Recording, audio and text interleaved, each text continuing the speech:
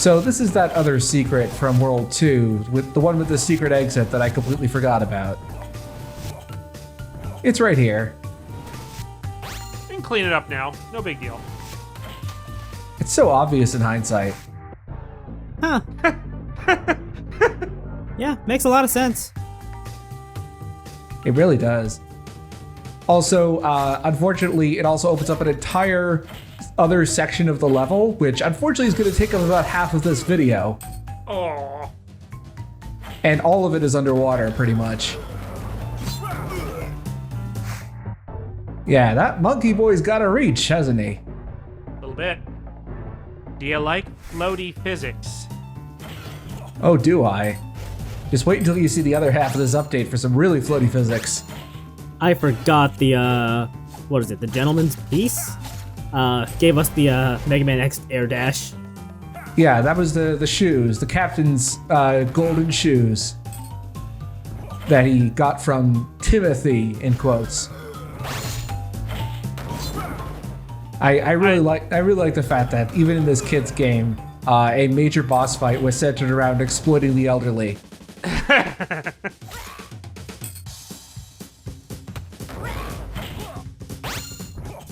Quote unquote kids game. There also appears to be some sort of tier when it comes to the spikes, because there are the main spikes, the ones that do like 3 hearts of damage, but then there's also these tinier spikes that only do a half heart. I guess they didn't want to be too cruel for these kinds of levels. Yeah, I think they were taking pity on you there. Oh, I should also point out that I said earlier that when it came to those currents, that everything is affected by them. There is actually one exception to that rule. Boomerangs are not affected by the currents. Oh, thank God. But everything Yeah. else is. I think I'm okay with Boomerang not being affected by that. Yeah, everything else is. Enemies, Henry, every other type of projectile, and even items and gems are affected by them, but not boomerangs. What about Henry's pea shooter? Yes, That is affected by the currents? that is affected by the currents. Okay. Oh, wow. As are the same kind of pea shooter ammo that the turrets fire. The same thing applies to waterfalls. Also, yeah, I died a couple times there. I usually only leave in like 1 or 2 deaths, just to show it off. There's a lot of deaths I'm cutting out.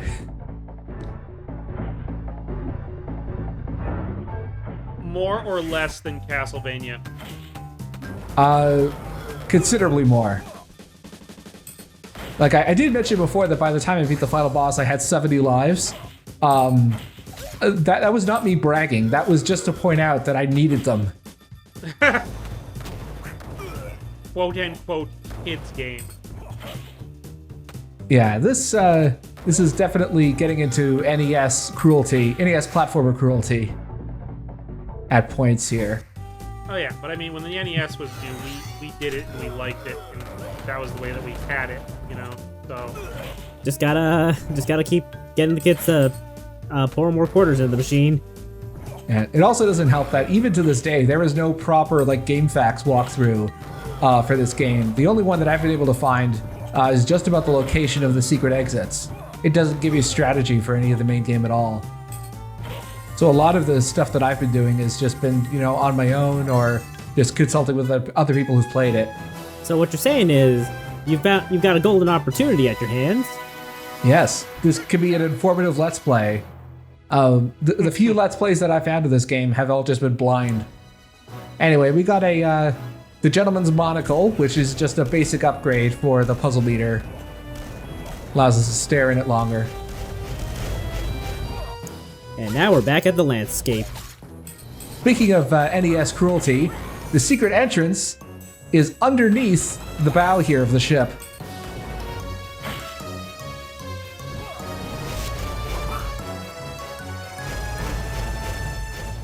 You just gotta get it through trial and error.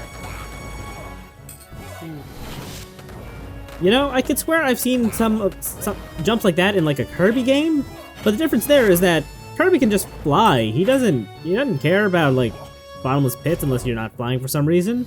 Yeah, you got a shot for recovery in the Kirby games.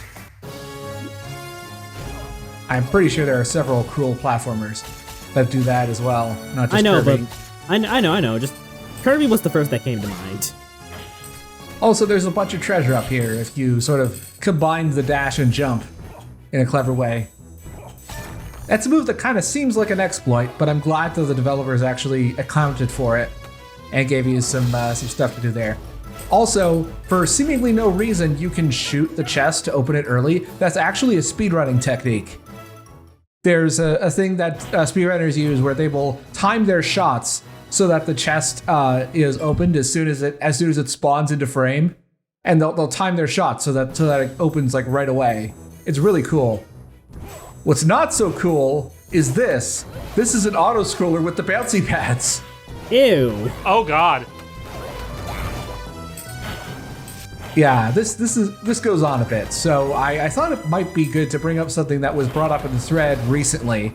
Recently being February 17th when we're doing this recording, which is that something that I'd completely forgotten about until it was brought up in the thread, which is that for most of 2009, EA Tiburon ran a Twitter account in character as Henry Hatsworth as a viral marketing promotion. And it actually interacted with several other Twitter brands. It gave hints. It promoted other Game of the Year lists that included Henry Hatsworth on it. And it included little bits of lore and other bits of backstory, which I don't know if it's official or if it was just like a marketing intern having fun, because there's so little information on this game. But either way, it's a fun read, although I wouldn't recommend reading it now because there are a few spoilers in there. But one of my favorite bits of info from it is that apparently Lady D had an aspiring acting career, which fell apart overnight after the mysterious death of her first husband. Yeah, that seems like a career killer.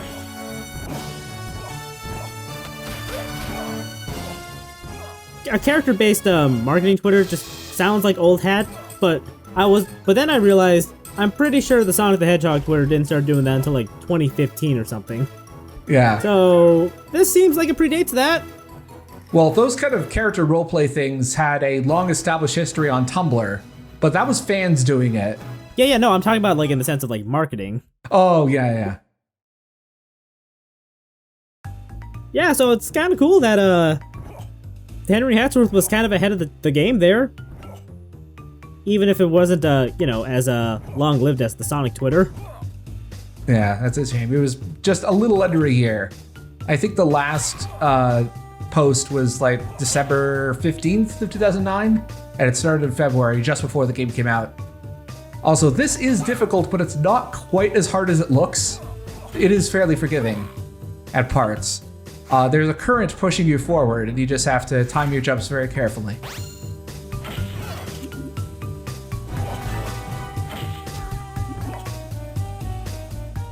This reminds me of like one of the things from like the Wily Castle of Mega Man 9. I feel like there was a platforming challenge where like you were being pushed along and you just kind of gotta navigate your way through to not get hit. Yeah, it's also really short, like we're at the end already. Oh, wow, yeah, that was fast. Clever. Like, I gotta give them credit. That's actually a really good implementation of the currents in that level. Going into World 4, that's the last time we're going to be splitting the videos at the start, or the secret levels at the start. For World 5, I got to be putting the secret levels just before the final boss. It'll make more sense that way. But the second half of this update is going to be the start of World 4, where we will be entering the puzzle realm on the top screen this time. Ooh. All right.